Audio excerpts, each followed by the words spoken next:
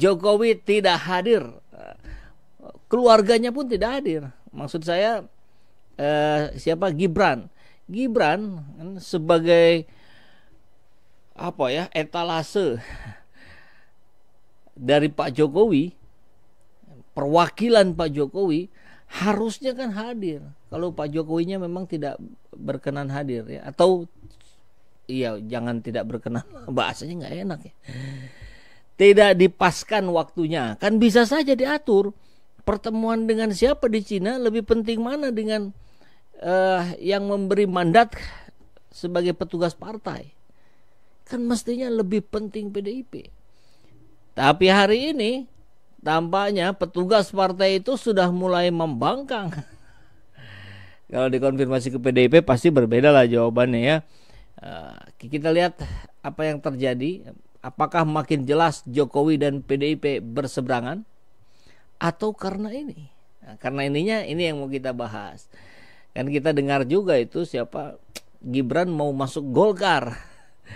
Gibran mau masuk Golkar, kemudian jadi cawapresnya Prabowo. Tapi persoalannya hari ini adalah penentangannya luar biasa dahsyat, besar sekali, dari mahasiswa, dari emak-emak, dari rakyat, dari partai politik, ya bahkan dari partai koalisinya sendiri. Profesor Dr. Yusril Iza Mahendra, Ketua Umum PBB, itu mengkritik dengan sangat keras bahwa amar putusan MK itu adalah cacat yang serius, cacat hukum yang serius, dan diduga ada penyelundupan hukum. Artinya keinginan Ibu Iriani, kalau benar ya tempo hari yang disebutkan bahwa sebetulnya keinginannya ini keinginan Ibu Iriani dan Gibran sendiri, ini tidak mendapatkan respon seperti yang diharapkan dari rakyat. Meski sudah sewa buzzer dan pasukan di darat ya. Kan ada yang mendemo itu. Demonya adalah kabulkan gugatan batas capres-cawapres. Oke, kita lihat dulu kabar beritanya.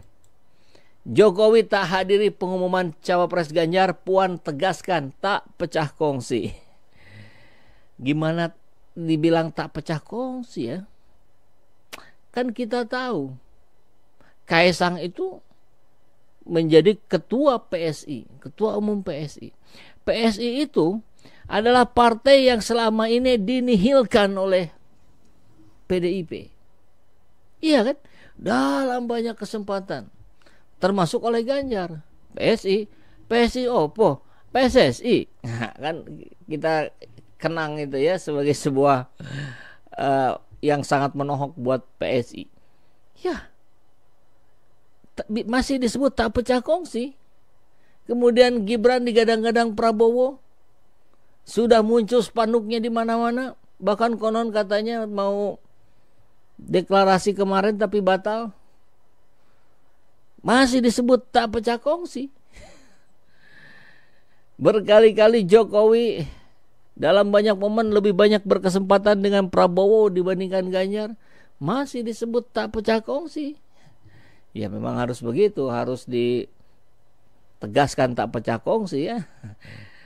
Kalau diakui repot nanti, makin runyam gitu. Nanti elektabilitas PDIP turun tajam. Ketua DPP PDIP Puan Maharani menegaskan bahwa antara partainya dan Presiden Joko Widodo tidak mengalami pecah kongsi soal calon wakil presiden. Padahal yang kita duga tuh seru tuh kalau Gibran langsung diambil sama PDIP. Jadi Ganjar dan Gibran. Ganjar Gibran. Wah, itu keren itu. Itu bersatu kembali. Pasti Jokowi hadir. Tapi karena ternyata bukan Gibran, ya akhirnya barangkali mencoba untuk bisa jadi bermain di dua kaki. Atau bahkan 3 kaki. Atau mungkin 4 kaki. Kalau oleh senior saya Pak Rizal Fadila disebutkan bukan lagi 2 kaki 3 kaki. 10 muka ya, kalau kata Pak Rizal itu bukan 2 muka lagi, 10 muka, dasamuko. Hal ini disampaikan Puan di kantor PDIP detik-detik menjelang pengumuman cawapres Ganjar. Kita juga heran, kok nggak ada ya? Nggak ada pecah kongsi sama sekali, semuanya baik-baik saja, kata Puan. Puan menyatakan PDIP telah tetap menghormati dan menghargai semua sikap politik dari sejumlah tokoh. Namun tak disebutkan apakah itu terkait dengan politik Jokowi, yang berbeda tentu maksudnya ya. Hari ini Jokowi tak hadir dalam pengumuman cawapres Ganjar. Ia tengah berada di Cina untuk kunjungan kerja. Kalau tidak salah bersama Zulkifli Hasan. Mungkin LBP juga ke sana. Kemarin kan kita dengar masih di Singapura ya. Ada apa di Republik Rakyat Cina? Sedang ngapain kok Cina lagi? Jokowi dipersepsikan akan mengarahkan dukungan untuk Prabowo Subianto dalam Pilpres 2024. Di sisi lain, Puan mengingatkan pesan Jokowi yang menyerahkan soal pengusungan capres-cawapres adalah ranah partai politik. Kenapa? Kalau begitu, kenapa pas pengumuman Ganjar Pranowo sebagai capres dari PDIP hadir? Kenapa hadir? Kan konteksnya Pak Jokowi di situ berarti sebagai petugas partai dong. Iya kan? Nah sekarang kenapa nggak hadir? Pak Jokowi sampaikan urusan capres dan cawapres urusan partai politik. Jadi ini merupakan hal daripada partai politik, yaitu PDIP bersama partai yang lainnya.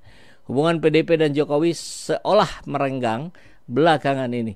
Terlebih lagi Jokowi seolah melempar sinyal dukungan ke capres lain, yaitu Prabowo Subianto. Bersamaan dengan itu organisasi relawan Projo yang juga telah mendeklarasikan dukungan untuk Prabowo. Adapun Projo ini adalah pimpinan Ketua Umum Budi Aris Setiadi yang sekarang menjadi Menkominfo, menggantikan Johnny G. Plate dari Nasdem. Nah, bagaimana ini bisa dibilang tidak pecah kongsi, Mbak Puan? Jelas-jelas pecah kongsi banget, kecuali Pak Jokowinya main di 2 kaki, 3 kaki, 4 kaki, dan seterusnya. Nah, oke. Kemudian kita lihat capresnya juga, cawapresnya adalah siapa? Mahfud MD, yang banyak sekali, bukan tersandung ya, tapi banyak sekali memproduksi blunder-blunder. Termasuk kan tempo hari mengaku bahwa dialah yang ada di belakang pembubaran Front Pembela Islam FPI. Mahfud MD. Masih umat Islam mau memilih pasangan yang di situ ada orang yang berada di belakang pembubaran FPI. Ya monggo silakan dipertimbangkan sendiri. Kemudian Mahfud sendiri yang bilang bahwa orang yang masuk ke dalam sistem di Indonesia, ini malaikat pun jadi iblis. Nanti redaksinya kita lihat yang persisnya ya. Oke, selanjutnya kita akan lihat, ini yang menarik kajiannya adalah analisa bahwa sinyal kuat Jokowi vis-a-vis Megawati di Pilpres 2024.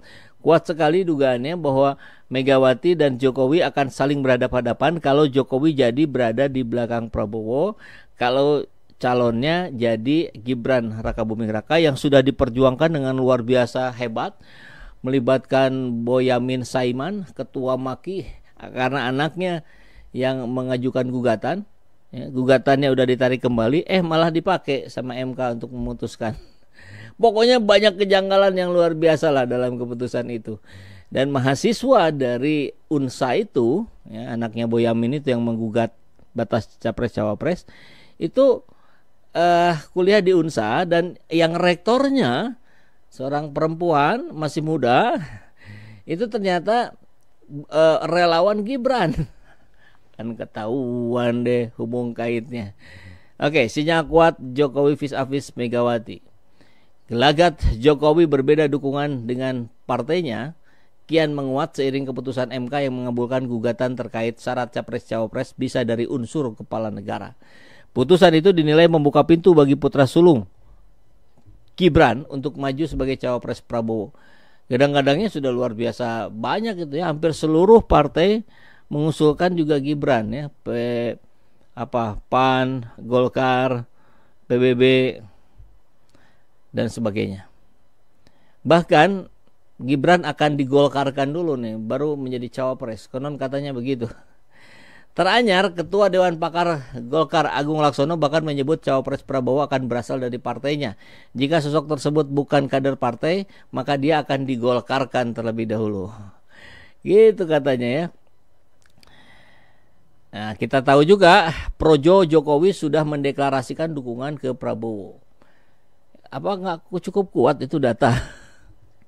Jokowi main banyak kaki. Direktur Eksekutif Arus Survei Indonesia, Ali Rifan, meyakini Jokowi tak akan berani menunjukkan perang terbukanya kepada Ketua Umum PDIP Megawati Soekarnoputri. Karena kalau menunjukkan perang terbuka, rusak juga nama Pak Jokowi. Nanti akan dicap sebagai orang yang tidak tahu terima kasih. Yang 7 kali dibantu keluarganya oleh PDIP. Ya siapa? Jokowi, Wali Kota Solo 2 kali. Kemudian Gubernur Jakarta, Presiden 2 kali. Gibran Solo, Bobi Nasution Medan, 7 kali keluarganya dibantu PDIP. Meski di sisi lain, kata Ali, sinyal perang terbuka ini sudah terlihat dari putusan MK yang mengabulkan gugatan syarat Capres-Cawapres. Dugaan saya Jokowi akan tetap bermain banyak kaki. Sebagai presiden dia akan mendukung siapapun yang mencalonkan diri. Wabil khusus dia akan mendukung bagi Capres-Cawapres yang punya program melanjutkan legasi dia.